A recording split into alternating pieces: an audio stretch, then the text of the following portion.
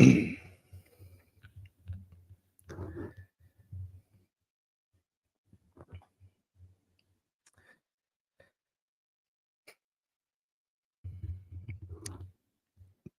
Joseph went in and told Pharaoh and said, my father and my brothers and their flocks and their herds and all that they have come out of the land of Canaan, and now they are in the land of Goshen. And he took 5 men from among his brothers and presented them to Pharaoh. And Pharaoh said to his brothers, what is your occupation? And they said to Pharaoh, your servants are shepherds, both we and our fathers. And they said to Pharaoh, we have come to sojourn in the land because there is no pasture for your servants' flocks, for the famine is severe in the land of Canaan. Now therefore, please let your servants dwell in the land of Goshen. And Pharaoh spoke to Joseph, saying, your father and your brothers have come to you. The land of Egypt is before you. Settle your father and your brothers in the best of the land. Let them dwell in the land of Goshen, and if you know any capable men among them, make them overseers of my livestock.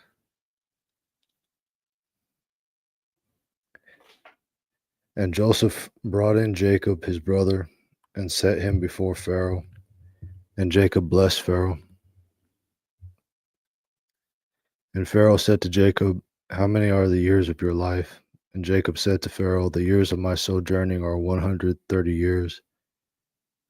130 years. Few and evil have been the years of my life, and they have not attained to the years of the lives of my fathers during the days of their sojourning.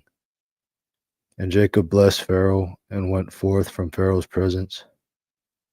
And Joseph settled his father and his brothers and gave them a possession in the land of Egypt, in the best of the land, in the land of Ramses, as Pharaoh had commanded. And Joseph sustained his father and his brothers and all his father's household with food according to the number of their little ones. And there was no food in all the land, for the famine was so severe, so very severe, that the land of Egypt and the land of Canaan languished because of the famine. And Joseph collected all the money that was to be found in the land of Egypt and in the land of Canaan for the grain which they bought.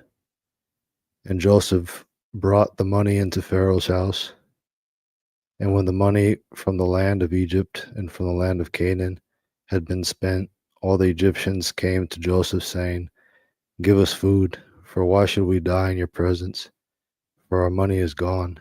And Joseph said, bring your livestock, and we will give you food in exchange for your livestock, if your money is gone. And they brought their livestock to Joseph, and Joseph gave them food in exchange for the horses, and for the flocks of sheep, and for the herds of cattle, and for the donkeys. And he fed them with food in exchange for all their livestock that year. And when that year had ended, they came to him the second year and said to him, we cannot hide from my lord that our money has been spent, and the herds of cattle are my lord's. There is nothing left in the sight of my lord except our bodies and our lands.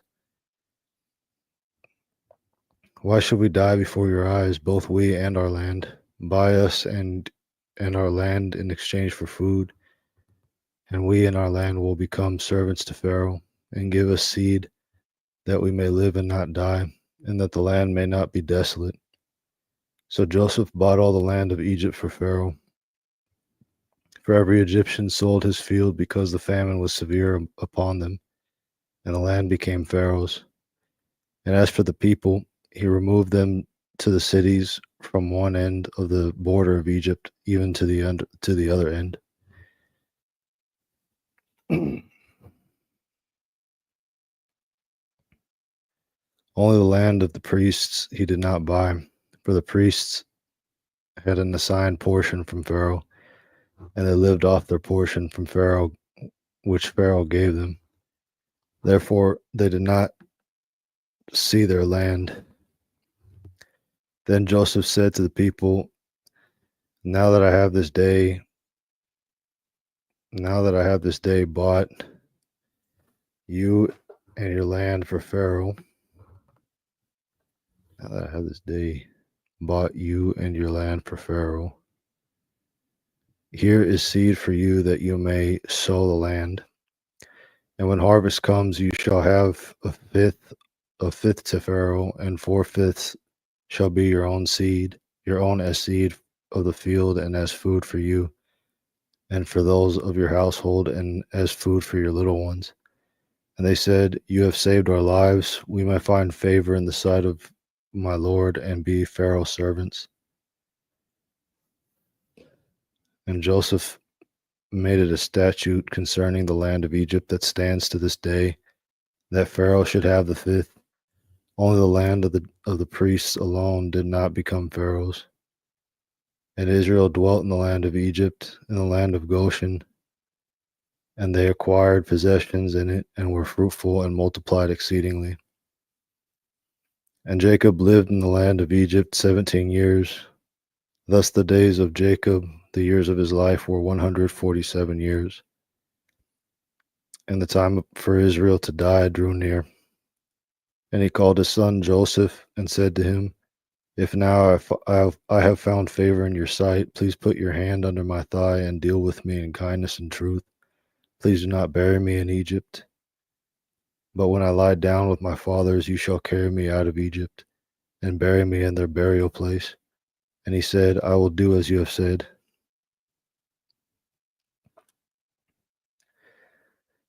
And he said, Swear to me. And he swore to him. Then Israel bowed himself at the head of his bed.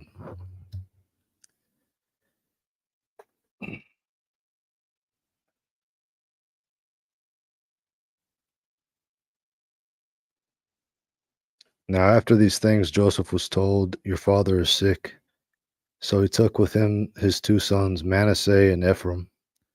And someone told Jacob and said, Your son Joseph is coming to you. So Israel strengthened himself and sat up on his bed. And Jacob said to Joseph, The all-sufficient God appeared to me at Luz in the land of Canaan, and blessed me. And he said to me, Behold, I am going to make you fruitful and multiply you, and I will make of you a company of peoples, and will give this land to your seed after you for an everlasting possession. And now your two sons, who were born to you in the land of Egypt before I came to you in Egypt, are mine. Ephraim and Manasseh will be mine, as Reuben and Simeon are. And your offspring, whom you beget after them, will be yours. They will be called by the name of their brothers in their inheritance. As for me, when I came from Padan, Rachel died to my sorrow in the land of Canaan on the way, while there was still some distance to go to Ephrath. And I buried her there on the way to Ephrath, that is, Bethlehem. And when Israel saw Joseph's sons, he said, Who are these? And Joseph said to his father, They are my sons, whom God has given to me here. And he said, Bring them to me, please, that I may bless them. Now the eyes of Israel were dim with age, and he could not see. So Joseph brought them near to him, and he kissed them and embraced them. And Israel said to Joseph, I never expected to see your face, and now God has let me see your seed also. And Joseph brought them out from between his knees, and bowed himself with his face to the ground. And Joseph took them both, Ephraim in his right hand toward Israel's left hand, and Manasseh in his left hand toward Israel's right hand, and brought them near to him. But Israel stretched out his right hand and laid it upon Ephraim's head, although he was the younger, and his left hand upon Manasseh's head, guiding his hands with insight. Even though Manasseh was the firstborn. And he blessed Joseph and said, The God before whom my fathers and Abraham and Isaac walked, the God who has shepherded me all my life to this day, the angel who has redeemed me from all evil, bless the boys, and may my name be named on them, in the name of my fathers Abraham and Isaac, and may they be a teeming multitude in the midst of the earth. And when Joseph saw that his brother laid his right hand upon the head of Ephraim, it displeased him. And he took hold of his father's hand to remove it from Ephraim's head onto Manasseh's head. And Joseph said to his father, Not so, my father, not so, my father, for this is the firstborn. Put your right hand upon his head. But his father refused and said, I know, my son, I know. He also will become a people, and he also will be great. However, his younger brother will be greater than he, and his seed will become a multitude of nations. And he blessed them that day, saying, By you Israel will pronounce blessings, saying, God make you like Ephraim and like Manasseh. Thus he set Ephraim before Manasseh. And Israel said to Joseph, Now I am about to die, but God will be with you and will bring you again to the land of your fathers. Moreover, I have given to you one portion more than your brothers, which I took out of the hand of the Amorite with my sword and with my bow.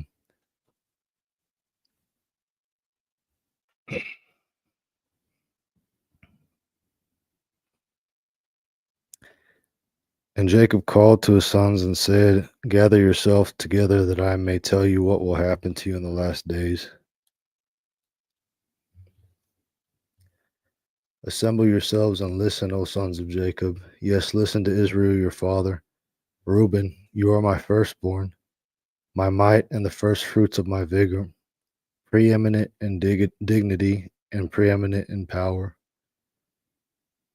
ebullient as water. You will not have the preeminence because you went up to your father's bed, then you defiled it. He went up to my couch. Simeon and Levi are brothers. Weapons of violence are their swords. Come not into their council, O my soul. Be not united with their assembly, O my glory. For in their anger they slew men, and in their self-will they hamstrung oxen. Cursed be their anger, for it is fierce, and their wrath, for it is cruel. I will divide them in Jacob, and scatter them in Israel. Judah, your brothers will praise you. Your hand will be on the neck of your enemies. Your father's sons will bow down before you. Judah is a young lion. From the prey, my son, you have gone up. He stretches out like a lion, and like a lioness, who will rouse him up. The scepter will not depart from Judah, nor the ruler's staff from between his feet, until Shiloh comes, and to him shall be the obedience of the peoples, binding his foal to the vine, and his donkey's colt to the choice vine. He washes his garments in vine, and his robe in the blood of grapes. Dark are his eyes with wine, and white are his teeth with milk. Zebulun will dwell at the shore of the sea, and he will be a shore for ships, and his flank will be toward Sidon. Issachar is a strong donkey, couching between the sheepfolds.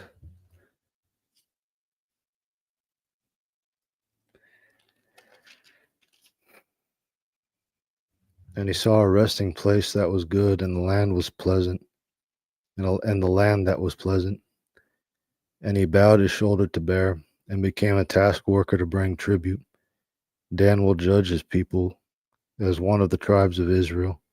Dan will be a serpent in the way, a viper on the path, that bites the horse's heels, so that his rider falls backward. I have waited for your salvation, O Jehovah. Gad, raiders will raid him, but he will raid at their heel.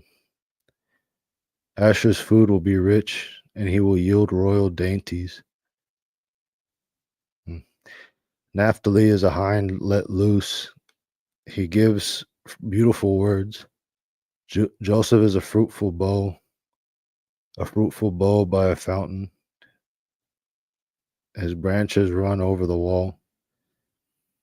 The archers bitterly attack him and shot at him and harassed him, but his bow remained firm, and the arms of his hands were agile. By the hand of the mighty one of Jacob, from there is the shepherd, the stone of Israel, from the God of your father, who will help you, and from the all sufficient one who will bless you, with blessings of heaven above, blessings of the deep that lies beneath, blessings of the breasts and of the womb. The blessings of your father surpass the blessings of my ancestors to the utmost bound of the everlasting hills.